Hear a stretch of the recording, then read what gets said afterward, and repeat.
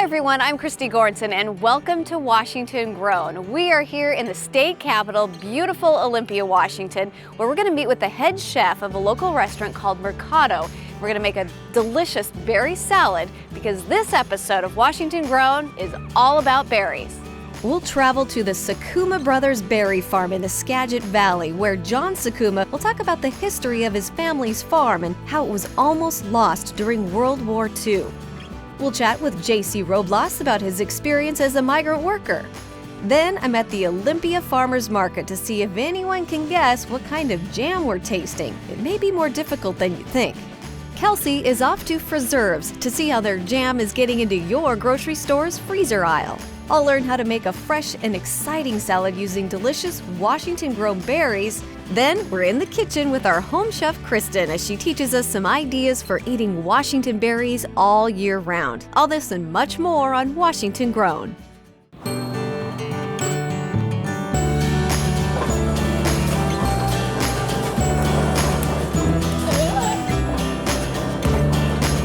There you go.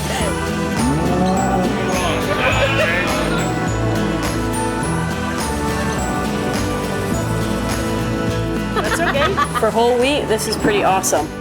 They are so delicious.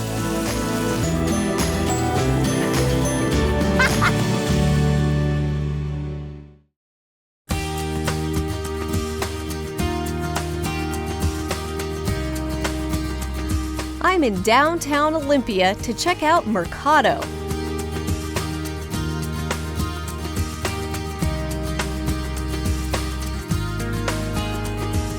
Located directly across the street from the Olympia Farmers Market, Marcato is able to offer fresh, Italian-inspired dishes using ingredients picked by local farmers.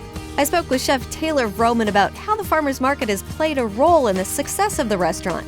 Well, Marcato means market, and we are right across the street from the markets. How great as a chef, though, to have that market so available to you. Yeah, you get to know people, and you see things that you didn't really know was grown in the Northwest, and it's fun. Is it important to use local ingredients as a chef? I think it's very important. I mean, it's important because they're fresher, they have less travel time. It's fun for the people who come to your restaurant because they know they were produced locally. They might know the people who produced them. So I think it's good for the flavors, and it's also just good for the community to use things that are close.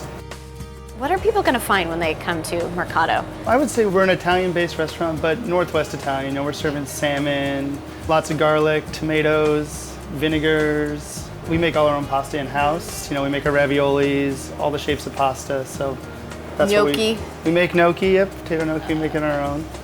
Later in the show, Taylor's going to show us how to make a delicious and satisfying berry salad.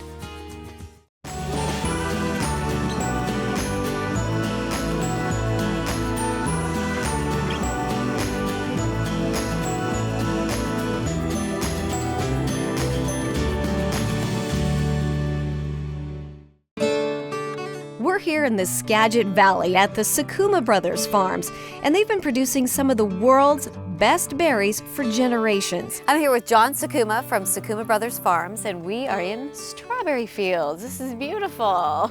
How many acres of strawberries do you have here? We grow 200 acres of strawberries. This is one of our smaller fresh production fields. Also do a lot of blueberries and blackberries and caneberries. So the Sukuma Brothers have been around for a long time. A long time. We're a generational family farm, and I'm in the third generation. So my grandfather and grandmother settled down in Bainbridge Island back in, I think, around 1915, and started out there as kind of a garden farmer, truck farmer. And we ended up moving some of our production into the Skagit Valley and became one of the largest strawberry growers in this area. But the future wasn't always so bright for the Sukuma family. John told me how during World War II, his family actually almost lost their land entirely when their family was sent away to internment camps. Part of them got sent to Manzanar, and part ended up at Tule Lake.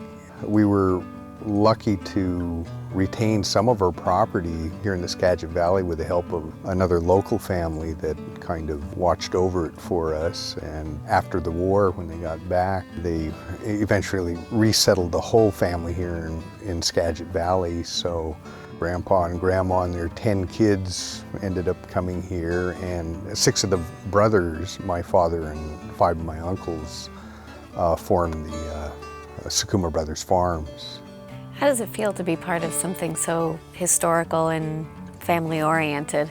It's, well, there's a little bit of pressure because we have to uphold our family name, and myself and 7 other cousins are the current owners and operators, and it's a lot of hard work, but we think it's a good profession and honorable, and I do get to work with my family, which is sometimes real good and sometimes a little bit of a struggle. Yeah. People around here, though, know that Sukuma Brothers means good fruit. I hope so. I get to sample a lot of fruit and think it's good, and you get to talk to a lot of people in the community who think very highly of it, and that's just part of our job to keep doing that. John was kind enough to take me on a tour of the blackberry patch. Yeah, blackberries are one of the crops we most recently added. Most of our production is for fresh fruit shipped in the United States. So John, you produce some berries that are just for processing that are really sweet? Yes, we have a couple of varieties here in the Northwest that are very high processing quality, great flavor, and they're used in some of the dairy products, and we actually use some in preserves and syrups that we make. Yeah, and I know Preserves loves your berries for their stuff. And what makes Washington berries some of the best in the world? I think the climate here and some of the varieties that we're able to use here offer some really great tasting berries. And when we're able to pick it when it gets ripe, and they really do taste good. You can really tell the difference between a strawberry, I think, that's traveled from a couple of states away to one that didn't have to travel very far at all, right here from Washington. I think so. To learn more about what it's like to be a farmer in Washington, go to our website at wagrown.com. So we met with Jim Johnson of Johnson Farms here at the Olympia Farmers Market, and he's letting us use some of his golden raspberry jam, and we're gonna have a little taste test with folks here just to see if they can tell what it is and ask them some questions about jam in general. So it's gonna be fun. Can we try some jam? Yes. Yeah? Grab a spoon. It's locally made, and we want to see if you can tell what it is. It's really good, I warn you. It's very good. I'm trying to think what it is. You're like a professional at this, aren't you? Are you a professional taster? I know, it's the color, I think, is the deceiving part. I have no idea. I can't tell. Yellow grape? There's like honeys in there. Yellow grape. Some kind of plum? It's what kind of jam? You want some? Honey and bread? Honey and bread jam? Could be. Apricot something? It's apricot? No, Yeah. that wouldn't be right. Strawberry and It has seeds in it, so Yeah, that's what you're thinking, isn't it? I don't know, I can't tell. It's tomato. golden raspberry jam. Oh, yum. Oh, Isn't that neat? yeah, it is. It's really yummy. Very sweet. Yeah. What's your favorite kind of jam? strawberry and Yeah. raspberry. Red raspberry. Yeah. What about you? Red raspberry. I like peach jam, blackberry, What do you like to eat it with? toast, yogurt, ice cream and oatmeal, pancakes and waffles. things like that. Good Toast. stuff. It's good. Yeah. Up next, we're in the kitchen with Chef Taylor Roman as he shows us how to make an unforgettable berry salad.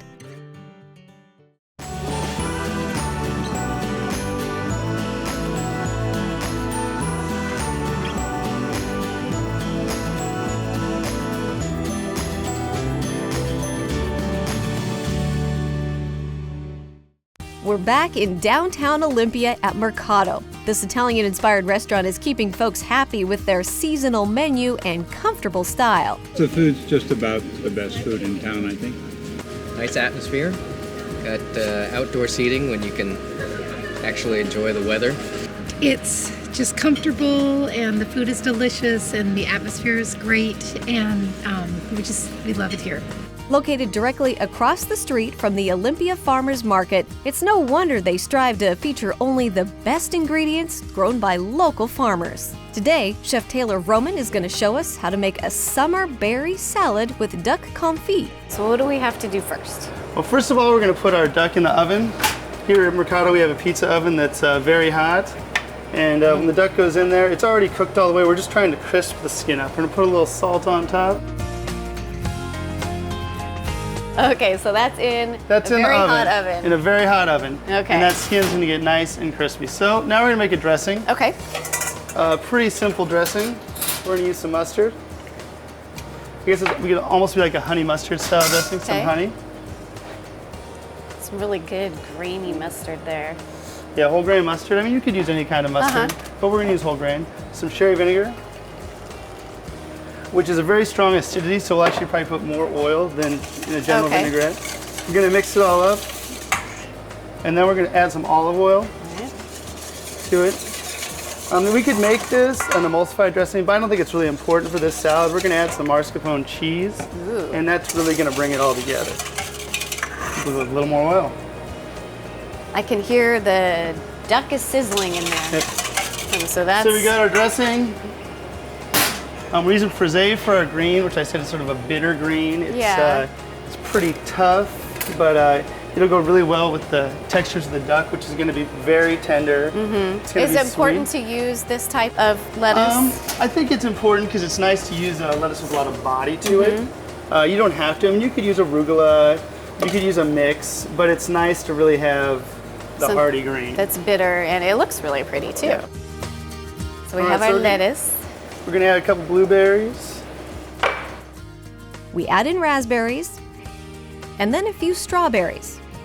So we have raspberries, blueberries, and strawberries. And some frisee. And some frisee. That is so pretty already. We're going to add some cheese. And I put a glove on just because you really need to mix this salad, and I find you can't do it with a set of tongs. Sure. So you need to get your hands in there. So we don't want to wilt the greens, but we want this cheese to really cream up. And start coating everything. Yeah. Get it mixed really good. Can I take a little bite of it? Absolutely. I'm gonna use my fingers, but. Oh, that's really good. Put a little dollop on the plate there. It's very tart. It is very tart, but you have to remember that the duck is going to have a lot of fat to it, and that tart is really going to cut that down. And then also, if you get a berry, there's a lot of sweetness there. Sure. And that will really help with the tartness. We add on the duck confit. And it's very tender. You'll see it sticking to the pan a little bit. Wow. So we'll put that on top. And drizzle with balsamic A syrup. little vinegar around, and there you go. This looks so good. Look at that. Doesn't that look beautiful? So we're gonna try it? Sounds good. Okay. Here you Got go. our forks. Tell me what you Thank think. Let's see how we did.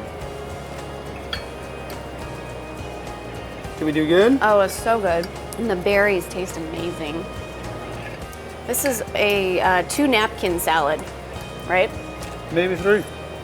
Maybe 3-napkin salad.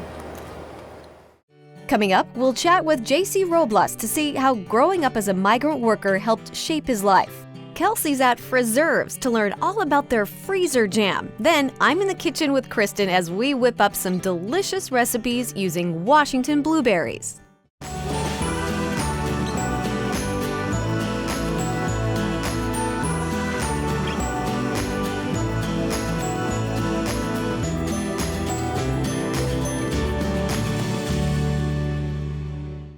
I spoke with Sukuma Brothers crop manager and former migrant worker JC Robles about the importance and difficulty of being a migrant worker. We used to come from the center of Mexico, and we'd typically drive about 4 days all the way down to Pasco, where we would start doing asparagus. You know, we'd keep on doing asparagus until the berry season would start here in Skagit County. Then we'd move on to the next grower, And typically by the end of December, we'd head on back to Mexico. How old were you when you were doing that? When we were doing that, I can remember I was 6. So now you're a crop manager. So you started out, you kind of worked your way up? Yes, that's correct. You know, we started off picking, and we'd go into driving the raspberry machines for them. And from there on out, you know, they gave me the opportunity and some education to continue climbing within their corporate ladder. After doing all of that, you know, by age 19, they offered me a lead job, then eventually a crew supervisor. And you've been a crop manager for quite a while. Yes, I have. Since 2005, I started off as an assistant crop manager. And by 2007, my supervisor promoted me and assigned me as a complete crop manager. Yes, I did. So how do you like working here at Sukuma Brothers? Sukumas in particular, I'd say I really like it. And the thing that comes to mind is they are very supportive and they're very respectful for their people. And the way I perceive this from them is because they have a really good open door policy. And that makes me feel good to work for them just because of the fact that shows me it's not only about what I could do for them. You know, they're proving to me what they could do for us, the migrant people. And currently, where are the workers migrating from? You know, some of the migrants come from California, come from Pasco. Some come from Linden, closer by. Those are considered migrants, and we provide for our local people as well. They're people who help us out through harvest, and during winter when all the migrants leave, they help us prune, they help us plant. So we rely pretty heavily on both, you know, the people that are currently here and the migrant crew. And how important are migrant workers to the area and industry? Well, in our operations with our crops, they require a lot of hand harvest labor during seasons when the fruit ripens, and they're usually for a relatively short period of time, and we need 300 or 400 pickers for only part of the year, so it's very difficult. And our crops like strawberry and blackberry in particular are almost 100% hand harvest. Migrant people are, in my point of view, the backbone of what can make stuff like this work. So now you have a home here? Since 2005, I actually began to purchase a home. You know, since Sukuma ascended me to the position they gave me, found a family, have 2 children of my own. And yeah, I think I'm doing pretty good, at least a lot better than what it was back then. You have to feel good about it and feel proud about what you've done. done. Most definitely. And I feel proud of what my parents did for me, you know. Under the circumstance, I think they did what they could for their children. And we as migrants see what happened back then. We want a little something better for our kids. It's been great talking with JC and learning firsthand about the importance of migrant work for Washington's growers. To learn more about families in agriculture, log on to our website at wagrown.com. Hi guys, it's Kelsey Cook, and today I'm speaking with Preserve's owner, Reed Hadley. He'll take us through the entire process of creating their jam and also how using local products have allowed them to create a consistent, superior product. So explain to us what Preserve's is. Well, Preserve's is a registered trademark name that refers to our company product being a preserve rather than the cooked jams that are a preserve. Okay. So we registered trademark the name Preserves to try and have a little fun with it and to identify our product. So what type of jams do they make here? With the exception of our apricot and apricot orange marmalade, the 3 big flavors that we produce out of here are the strawberry, raspberry, marionberry. With all the great fruit and berries in our region, I was curious how important it is for Sunfresh to choose local. It's very important to us because back when we started in 1986, I can still remember that first batch we made from these beautiful California strawberries. They were gorgeous, but they had little flavor. Okay. They could not compete with our local strawberries.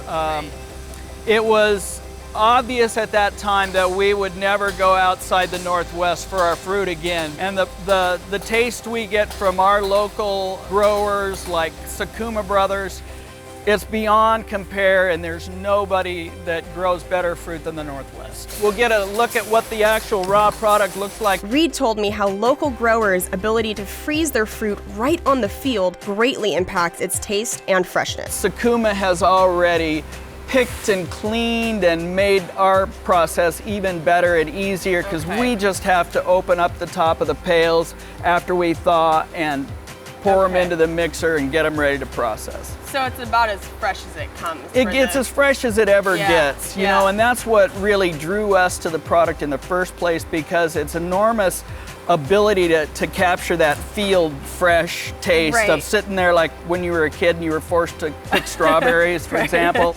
And how long has Sunfresh been making jam? We started the company in 1986 on the 4th of July, so that's our anniversary as it turns out. We're very proud of that. I don't know why we didn't have something to do on the 4th of July all those years ago. I have no idea, but that's what we were doing. We were making freezer jam. I was itching to know more about the process, and Reed was kind enough to show me. First, they add all the ingredients together, and then mix.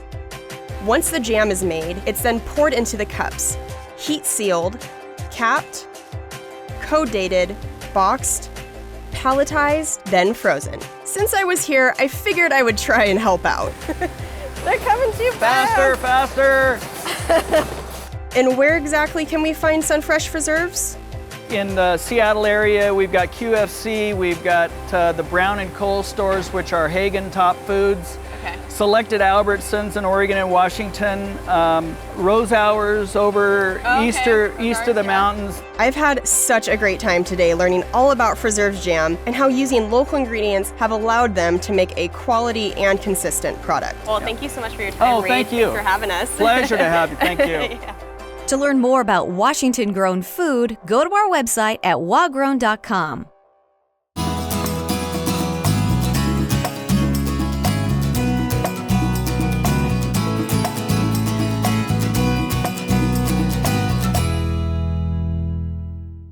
We're gonna make some really great things with berries, blueberries to be exact, right? We are, and we're using our frozen blueberries today. Okay, and why frozen? Because they have such a short season. Yeah. And they get all these delicious blueberries, and then they freeze the rest of them so we can enjoy them all year round. Yeah, so some of so they're frozen like really soon after their peak of ripeness, so Yes. you get the best the berries. sweetest, juiciest blueberries are frozen right here in our bowl. We have some very undressed pancakes over there. They do. They're longing for some blueberry syrup. Okay, so let's and I do think it. we should help them. Yeah. Well, let's get started. Okay, we'll get our water, and our sugar, and we'll get to our pan. Okay. We have 3 cups of water Okay. and 2.5 cups of blueberries. Okay. And this was basically just one package. One package, yeah. Let's go ahead. Yeah, go for it. Okay. There we go. And then we'll add our sugar. Okay. Stir it and cover it and let it start boiling. Let it get all delicious. Yep. Okay, so we just let this come to a boil and do its thing. its thing. For a few We'll minutes. make smoothies while it's going. Okay, yes, this looks awfully healthy and awfully delicious. It is. And it's such a good after-school snack or early morning breakfast. Yeah, It's- and your kids don't mind that you're putting spinach in their smoothies. They don't. Sometimes they don't even know. They don't even know. I know, that's what I love about smoothies, is that you don't know exactly, and it's healthy. Hidden spinach. Hidden everything. Okay. Good. What are we gonna do? So we're gonna start by adding our milk. And sometimes I like to, we're doing our frozen blueberries in it. So I like to do the spinach a little bit first and just make sure it gets all the spinach blended really smoothly. Because you don't want little chunks of spinach in your smoothie. So we have some milk and some Greek yogurt. Love Greek yogurt. But you could use any kind of yogurt you have. But the Greek one's nice because it gives you extra protein. Yeah. Which just kind of helps your nutrition for the day. And do you want to add a couple handfuls Sure. of spinach? We're not adding it all at once, or actually this is way too much That's a lot of spinach. This is a lot of spinach, so about a cup of spinach. Yeah, cup and a half. Yeah, okay. You can do Try whatever that. you like. And then we'll, A couple more in there for good measure. we're going to dump in a little bit of honey too. Yum. About a tablespoon or so. Okay. And then we'll just get it blending. Right. Here we go. What a great way to start your morning. I agree.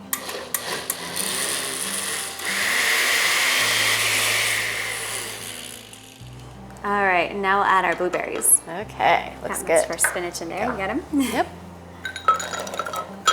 Here we go. Now it's going to turn a nice color. A nice, beautiful purple.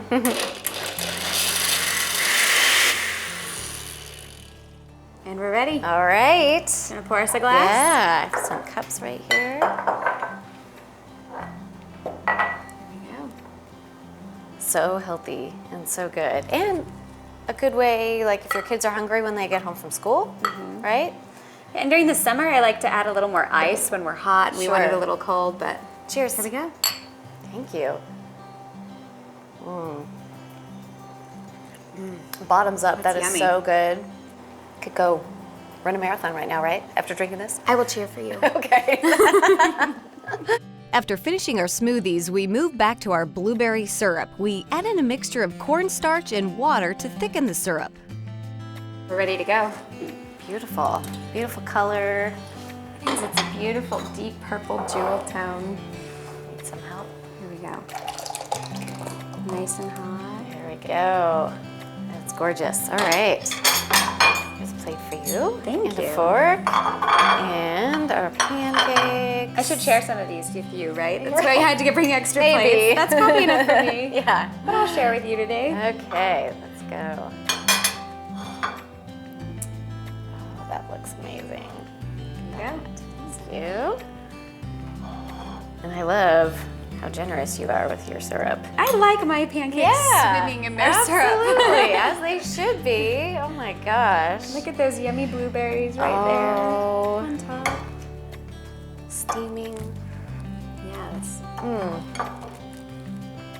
Oh, it's just perfect sweetness. Nice blueberries. So good. To find Kristen's recipe for blueberry spinach smoothies and blueberry syrup, log on to our website at wagrown.com. Whether they're fresh, frozen, jammed, or jellied, berries are certainly the sweetest treat around. We hope you've enjoyed this episode of Washington Grown. Thanks for joining us.